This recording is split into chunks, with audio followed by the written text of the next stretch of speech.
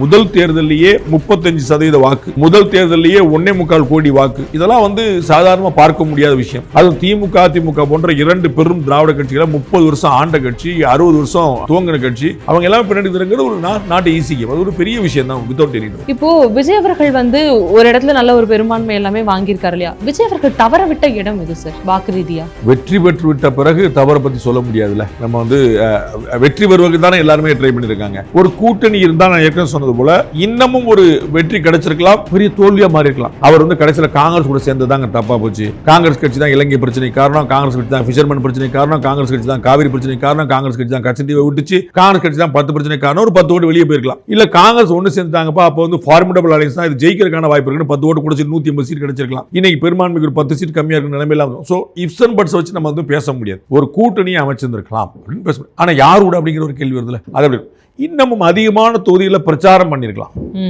இன்னமும் நிறைய இடங்களுக்கு போயிருக்கலாம். நம்ம 234 தொகுதிக்கும் அவர் போல, 38 மாவட்டத்துக்கும் போல, இன்னும் கொஞ்சம் எக்ஸ்டென்சிவா பண்ணிருக்கலாம். போகாதனாலே கூட நடந்திருக்கலாம். மக்களுக்கு விஜயை பார்க்கறதுக்கு திரண்ட கூட்டம் அப்படின்னு ஒரு மகிழ்ச்சி, விஜய் தரப்பா வண்டி நகர முடியலன்னு ஒரு சிக்கல், ரெண்டுமே இருக்க வாய்ப்பு இருக்குல்ல. பாரத பிரதமர் நாகர்களுக்கு வந்திருந்தாரு. அப்போ நிறைய பேர் அவர் பார்க்கறதுக்கு கிளம்புனாங்க.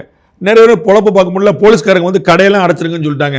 இந்த தெருவில் தான் வரப்போறாரு, ஒரு கூட்டம் தேவையான கடை அடைச்சிருக்கு. அப்போ இன்னைக்கு கடை பூரா 4 பூரா அடைக்கணுமா? பொழப்பு போச்சு. பாஜகவுக்கு வாக்களிப்பவராக இருந்தாலும் அவர் ஒரு வியாபாரி தானே.